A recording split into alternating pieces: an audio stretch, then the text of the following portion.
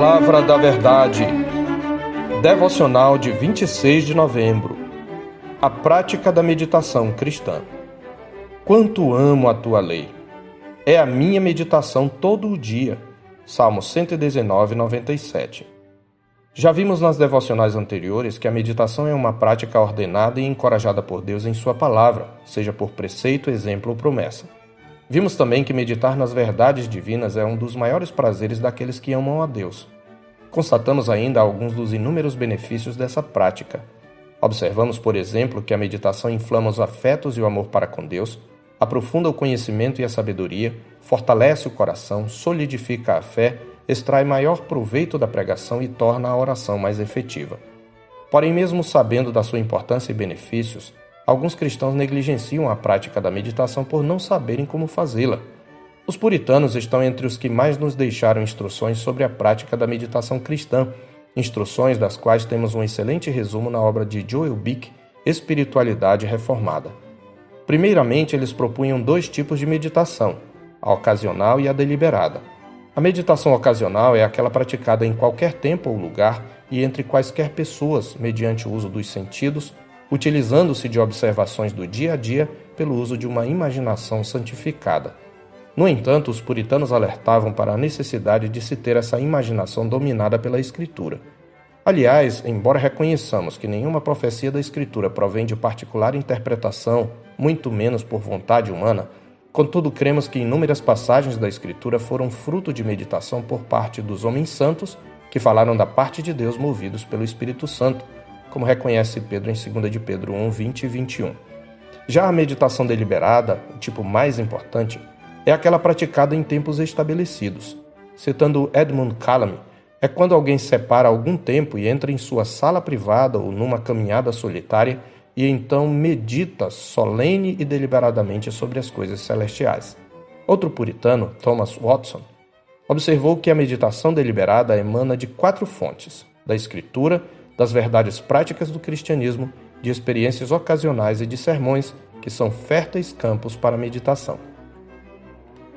Thomas Gold definiu a meditação deliberada como uma séria aplicação da mente a algum tema espiritual ou celestial, discussando daí contigo mesmo, a fim de que teu coração se aqueça, teus afetos se vivifiquem e tuas resoluções se intensifiquem ao maior amor para com Deus, mais ódio ao pecado, etc.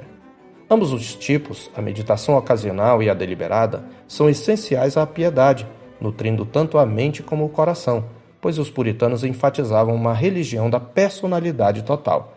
Neste sentido, Joel Bick observou: a meditação exercita respectivamente a mente e o coração.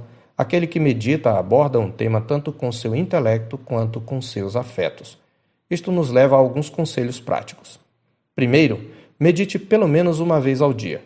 É o mínimo que você poderia fazer, embora ainda esteja aquém do ideal, pois a Escritura ressalta que o homem de Deus medita na lei do Senhor dia e noite, e Deus ordena a seu povo que fale da sua palavra assentado em sua casa, andando pelo caminho, ao deitar-se e ao levantar-se. Mas uma vez ao dia já seria um bom começo. Para isso, estabeleça um tempo para a meditação e persista nele, mas não qualquer tempo. As melhores coisas devem ser feitas no melhor tempo e, conforme Jesus nos ensinou, devemos buscar em primeiro lugar o reino de Deus e sua justiça, confiando que as coisas de que precisamos nos serão acrescentadas, em Mateus 6,33.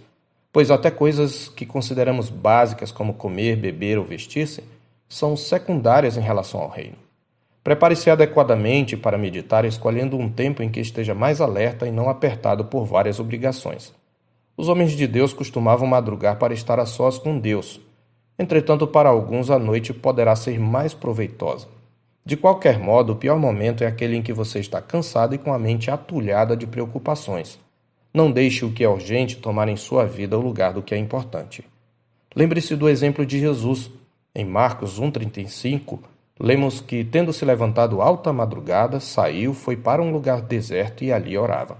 E em Lucas 5, versos 15 e 16, lemos que, apesar da agenda apertada e das multidões que afluíam para ouvi-lo e serem curadas de suas enfermidades, ele se retirava para lugares solitários e orava.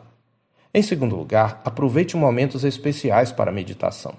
É melhor pensar enquanto o ferro está em brasa, disse certo puritano.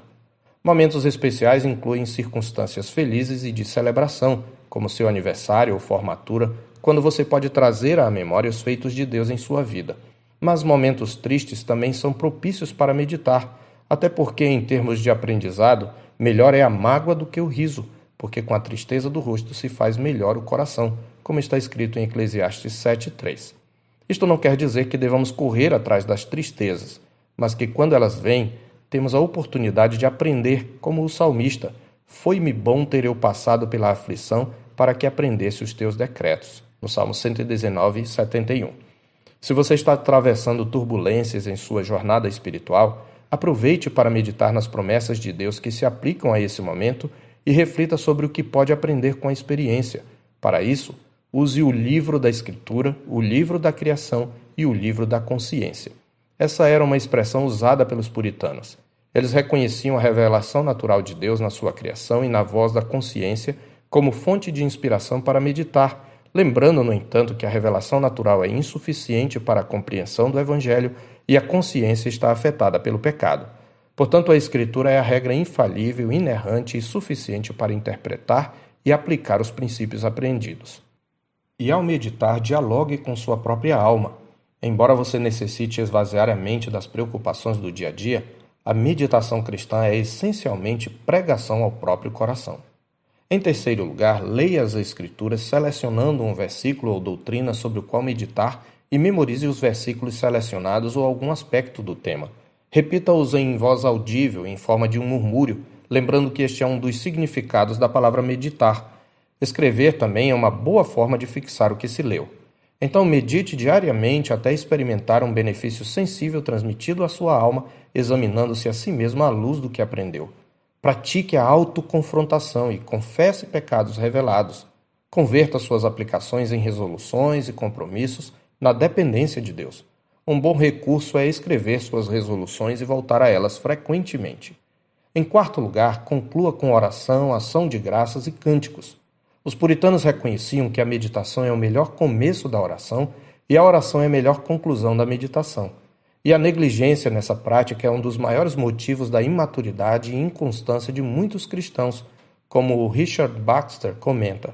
Por que tanta pregação se perde entre nós e tantos crentes professos vão de um sermão a outro e nunca se cansam de ouvir ou ler, e no entanto tais almas são abatidas e famintas? Não conheço uma causa maior e mais genuína do que a sua ignorância e extravagante negligência da meditação, responde ele.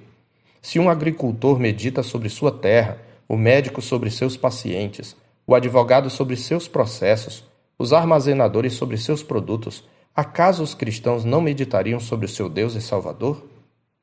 Acima de tudo, a meditação certamente o ajudará a desenvolver o perfeito contentamento em Cristo, em quem todos os tesouros da sabedoria e do conhecimento estão ocultos, conforme Colossenses 2:3. A prática da meditação traz estabilidade à vida cristã. Ela o ajudará a seguir o conselho bíblico que diz: ora, como recebestes Cristo Jesus, o Senhor, assim andai nele, radicados e edificados e confirmados na fé, tal como fostes instruídos, crescendo em ações de graças. Colossenses 2, de 6 a 7. E mesmo que fraqueje em algum tempo, não desista. Você se surpreenderá com os saborosos frutos em sua alma, colhidos no campo da meditação, depois do árduo e disciplinado exercício da piedade. O puritano William Bates disse com razão que meditar é como acender uma fogueira com madeira úmida. Os que perseveram produzirão uma chama. Quando começamos a meditar, podemos conseguir apenas um bocado de fumaça. A seguir, talvez umas poucas faíscas, mas por fim aparece uma chama de santos afetos que sobe para Deus. Persevere até que a chama suba. Eu sou o pastor Marcos Augusto, pastor da Terceira Igreja Presbiteriana de Boa Vista, em Roraima. Tenha um bom dia na paz do Senhor Jesus.